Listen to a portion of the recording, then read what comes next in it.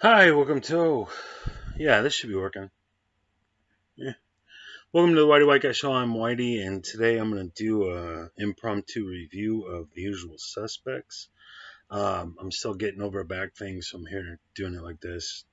I watched this just a few days ago for the first time ever. It's one of these films I'd heard about. It came out in 1995, directed by Bryan Singer. A long ways back, no doubt one of Bryan's early works. Got a really solid cast. I'll get into that in a second. But I just always heard about this film. I'd caught a few clips of it here and there, and I'll be honest, it just never really intrigued me. And I don't recall what changed as much as I'm out of work right now with a back injury. I'm on workers' comp, so I had downtime. I'm like, you know what? I'm gonna check this out for the first time ever and just see what it's about because people always talk about The Usual Suspects and in a positive way and the big reveal at the end. Ooh. And to be fair, it's a clip I had seen, so I know how it ends. And that does ruin that effect because I know what was really going on before I saw the film. Okay. So, The Usual Suspects stars Kevin Spacey, Benicio del Toro, Gabriel Byrne, Stephen Baldwin, Chaz Palminteri, um, Kevin Pollak, Giancarlo Esposito is in this in a very early role. The great Pete Postlethwaite. I don't know who Dan Hyetta is. There's a few more people in this and that are really good. It's a really solid cast. And some of these people like Kevin Spacey, Gabriel Byrne had done some stuff before. Stephen Baldwin had been in a few things, but a lot of these guys, Benicio del Toro, he was a young up and comer. So you have a combination of solid, experienced veteran actors and a few young names. Stephen Baldwin, not quite yet a big name, had been some things, but he's on his way up, and he gives a really good performance here. Like all the Baldwins, they can be hit and miss. This is Stephen Baldwin. It is a game. I thought he was one of the better parts of this film. I really liked a lot. Kevin Pollak, I like a lot, but I don't think he was at his strength here. Not a bad performance. There were no bad performances. Um, but Kevin Spacey, Kevin Pollak, not exactly crushing it, but doing solid work as they always do. So the idea is the film begins with a bunch of cons, career criminals, who are being arrested. There's been basically a massacre of sorts on this boat. A lot of drugs were supposed to be on the boat. A lot of money for the drugs supposed to be on the boat. This was, 20 something people get killed. And this film begins. The cops are investigating slash arresting people suspected of doing this. The five guys they end up arresting Kevin Spacey, Benicio del Toro, Gabriel Byrne, Stephen Baldwin, and Kevin Pollak didn't do it. You get that right away. This is some BS. They're brought to the station, they're questioned, they're put up in a lineup, and this is BS right away. You know that. You don't know that, but from the characters, they're in a prison cell together, going, "This is bullshit, this bullshit." So you, the audience, knows it's not. It's bullshit. They didn't do anything here, but they're all career criminals, and they establish that in dialogue. Chaz Palminteri and the other guy, another really good actor who plays like Chaz Palminteri is from Customs. He's investigating this. The other guy is investigating this is LAPD. And so it's a film where there's layers to the criminal world and layers to law enforcement dealing with the situation. Um, these five guys ultimately get recruited by Pete Postlethwaite's character named Kobayashi, and there's a weird thing. I don't know that it gets to the tells you what's really going on because Pete Postlethwaite is British. He's played Irish actors before or characters before. Here he sounds like he's from India in his accent, and his name is Kobayashi, so it's like clearly this is not who he really is. But what happens is Kevin Spacey, as you find out as the film goes on, is the lone survivor from all these people that killed on this boat sitting in the harbor in LA. I believe we're right side of LA, something like that. And he's being questioned because he's the only guy alive. There's another guy in the hospital covered burns who's Hungarian, and they go to get a translator to find out what's happened. And then the name Kaiser Sose keeps coming up. And there's this whole thing about whether or not this is an actual person or like a figment of the criminal world. And Kobayashi, who's a lawyer, theoretically works for Kaiser Sose, recruits these five guys to go do a hit on the boat. And there's $91 million and or a bunch of dope. And then it's a whodunit and what's really going on. Kevin Spacey's character is a gimp. He's got like a gimpy hand, and he walks with like his foot is angled this way, and so he walks. He's got like this lurch to him, and he has a hard time holding things.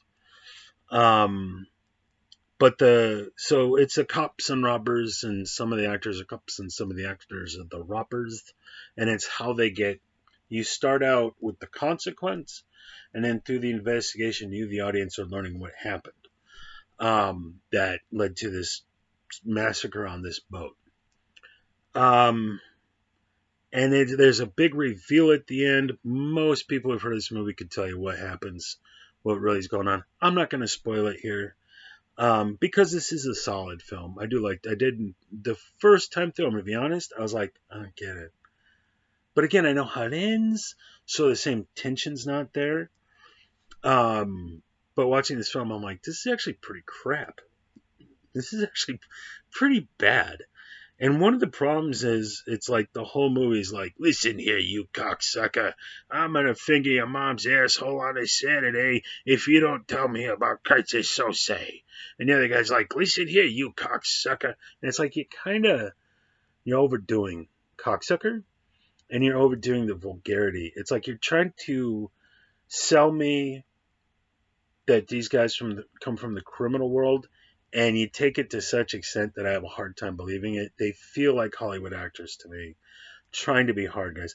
And God bless him, because I like the guy. I like as an actor at least. Kevin Pollak is a good actor. He's a good comedic actor, good dramatic actor. You know, a few good men, you name it. Been in a bunch of stuff. But at one point they do the lineup, and Benicio del Toro's 6'1", and everybody else is like 5'6", 5'7". So when Kevin Pollak's like, I'm gonna give you one for, yes I am. It's like, Kevin Pollak, you little Jewish guy, you're not. And so he's trying to threaten Stephen Baldwin's character at one point, like, you want to go toe to toe, buddy? And I'm like, Stephen Baldwin's no muscle bound dude, but he's doing a much better job at being a hardened criminal. I could, with the intensity and his glare and stuff, I could buy that guy, being a cold-hearted killer or something, or a criminal and a thief, and will take it violently if necessary. So when Kevin Pollak's like, you want to go a couple rounds, fella? And I'm just like, oh, you're so cute, Kevin Pollak. Oh, that's quaint. But I don't buy anything that's happening here. Gabriel Byrne is a good actor, but the logic of his character is so thoroughly flawed, it doesn't work.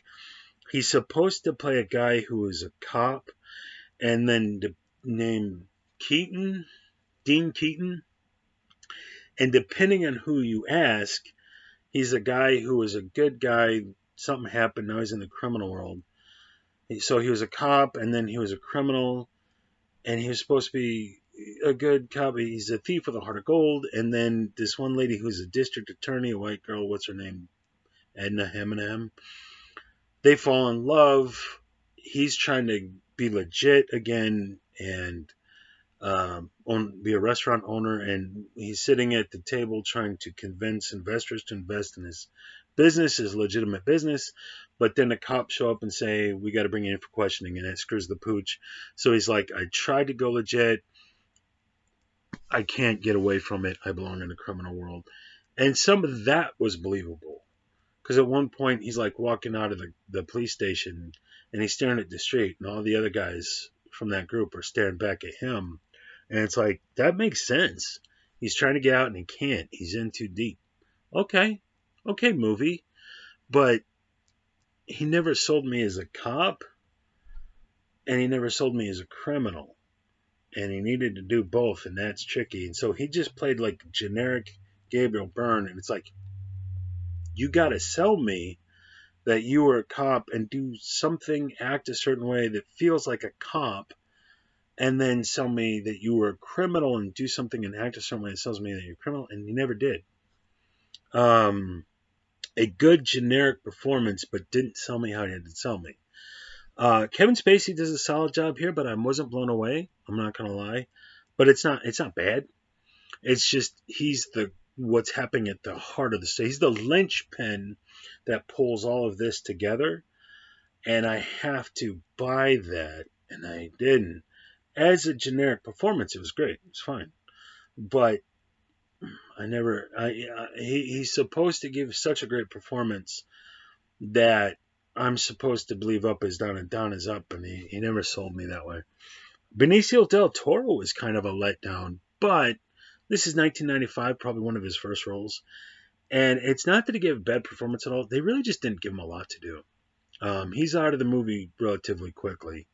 Again, I'm not trying to spoil anything, but he never really had anything to really flesh out his character that much. What they gave him, he did a fine job with.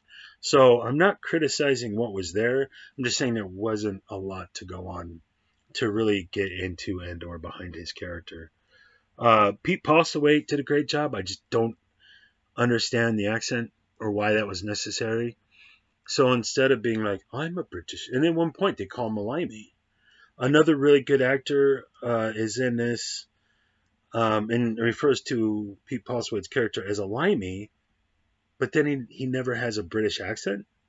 He's more like, Mr. Kobayashi has he sounds more like an Indian guy. I don't know who he was supposed to be. Where is he supposed to be from? I think he was supposed to be from India. Why? But then again, there's a whole. You're supposed to believe this, and then it turns out it's this. So maybe I'll get into spoilers a little, to clarify the points I'm trying to make um, on that. So I'll wrap up that part of the non-spoiler review with this is a fun, enjoyable, engaging movie. I didn't hate it, and he's not, for whatever reason, that actor's not in here, and never is. I don't get that because he had a significant role. I think the guy's name was Peter Green, but he plays. He recruits them by the lawyer through Kaiser Sose, but nobody knows who Kaiser Sose is, and you don't know that at the time. Yeah, it's Peter Green, Greene, who's been in a mess of stuff. And for whatever reason, he's not listed on here, but he's actually an important character. It's a small role, but his character is an important character because it takes you to the next step. The film gets going from there. He does a good job in this. I had no problems with Peter Green's character, and here it's so born Peter Green, Greene. Okay. So check. He's a good actor. He's been in a bunch of stuff. Um, so I thought he did one of the better jobs in the film. He just didn't have a big role. So that the review, it's not that great of a film, and it just never sold me. There's one point Chaz Palminteri is questioning Kevin Spacey, and he's like, what was his name? Dean Keaton. Let me tell you about Dean Keaton. When he was a cop, 3 guys died in his custody. And then when he got out, all the witnesses disappeared. You think you're an idiot. You're stupid because you think he's your friend. And I never bought any of it. So here's what happened. At the end of the film, you find out that Kevin Spacey's character, who's supposed to be this gimpy, slow-minded, babbling. They call him verbal because he's always babbling. But he didn't a lot. Like, they didn't sell that. There was a couple moments where he was like, when I was in Nicaragua selling beans, or I used to work over here. Twice there was two examples where Verbal was verbalizing everything he was thinking, which is the point of his name, Verbal.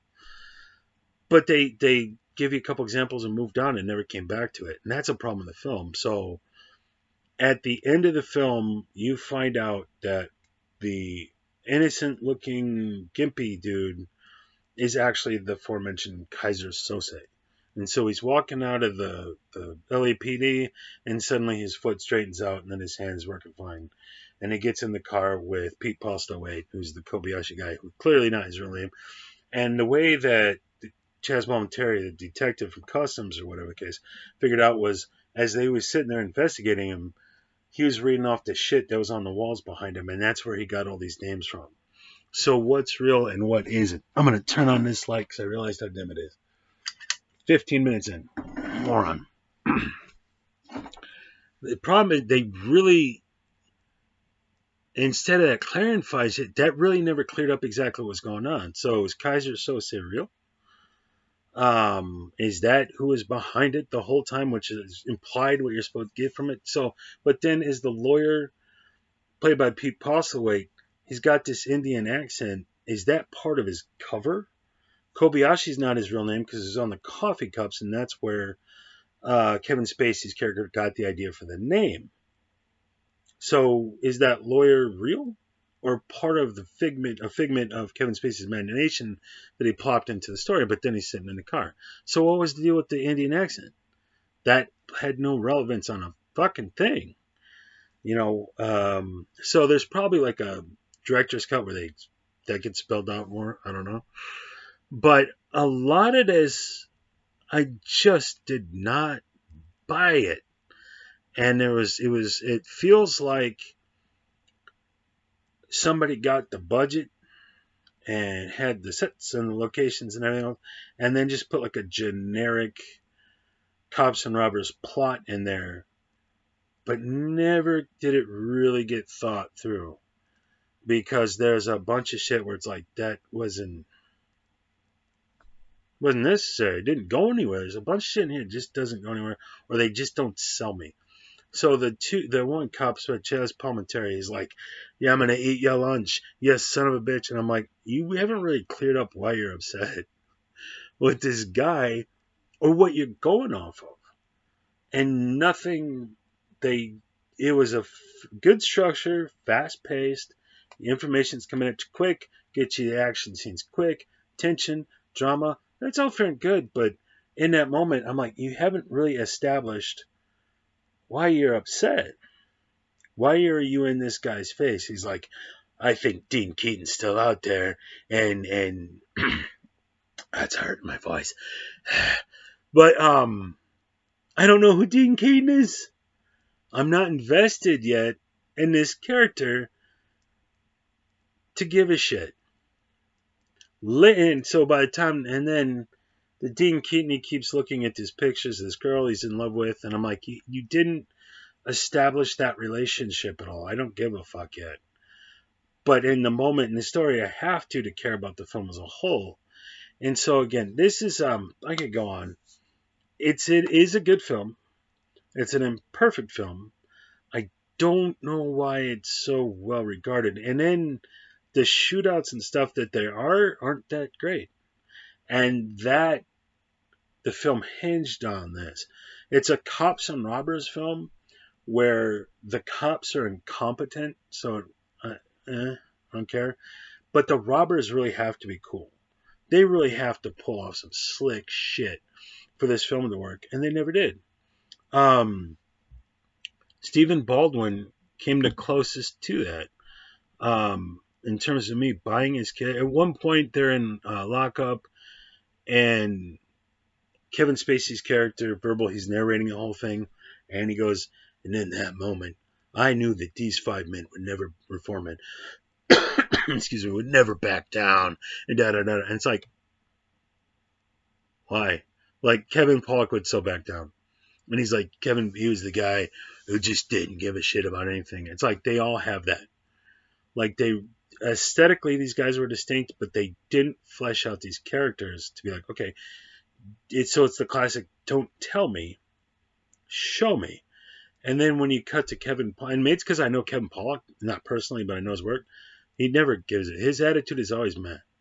So there's nothing like, how are these guys hard asses? Show me that. You need to show me that they're hard asses, that they'll never back down. Don't tell me about it. Doesn't mean anything. Don't tell me Kevin Pollak doesn't care about anything, and then he cares about shit. It's like you have this relationship between Gabriel Byrne's character and a love interest, but I don't buy any of it, and I don't care about any of it at any point. The one guy I was interested in the whole fucking movie, which give this guy his own damn movie. I just hit the wrong button. Is Stephen Baldwin. He's like the one time, like his character McManus was like the one dude. I'm like, dude, that's the movie. Like, why are we worrying about these other jerk offs here? That guy's the bad guy. I buy him. I'm interested in that. Let's go see what happens with this guy. And instead, we got attached to Gabriel Byrne, who solid performance, but nothing special about it. Nothing, there was no Heath Ledger's Dark Knight about his character, and the way the film was told, I mean, kind of had to be. And he just didn't. Again, not a bad performance, just didn't do anything special. If anybody should have been anybody, the film should have hinged around Stephen Baldwin, because he had the best performance in terms of drawing me into that world. But every time Kevin Pollak got in his face, it's like, oh, you're like 5'2". Oh, you're so cute. There was no tension there. I wasn't worried about it. At one point, Stephen Baldwin, I'm sure it wasn't. It was something that happened. He left in. He started laughing at him. It's like you're the little terrier that's going bite, bite, bite, bite, bite, bite. You got a little nervous boner, but Stephen Baldwin's the Doberman, and he don't give a shit. There's just no tension there. So the Gabriel Byrne character that is supposed to be so central to the thing, just there was no one there to. You needed Heath Ledger's Joker-esque performance, and you didn't get one. Same thing with Kevin Spacey. Not bad performances, just not enough to really get me into the story. And then towards the end, when things got going, then I kind of got into it because they were actually fucking doing some shit. But it was largely Stephen Baldwin. At one point, he's up there setting up the sniper rifle, and he's like, "Fuck, Oswald was a fag." And I was like, "Hey, this guy, I like this guy." But Benicio del Toro, he was in and out quick, and I was like, they gave him nothing to do. Doing the voices really did a number on my throat. So, not a bad film, just an imperfect film. But I don't understand why it has such regard. I didn't get it. But again, I didn't hate it either. And it was, I'm an actors guy, solid actors. I see Peter Green. I'm like, hell, my boy, Peter Green. He was in other stuff I can't think of right now. The Mask. He was the bad guy in The Mask. He was the dude in Pulp Fiction who's taking it to Ving Rhames, the cop. That guy. A bunch of other stuff as well. He was in Justified. Gets killed right away. So anyway, The Usual Suspects, not awful, not great. Just kind of a middle of the road film. But I enjoyed it. If you haven't seen it, I probably didn't ruin anything for you. They really just don't sell the big reveal at the end anyway. But there's enough there to enjoy. So if you haven't seen Usual Suspects, go check it out. If you have seen Usual Suspects, you're like, Whitey, what you talking about? What you talking about, Whitey? Let me know in the comments section, and I'll see you guys on the next review. Cheers.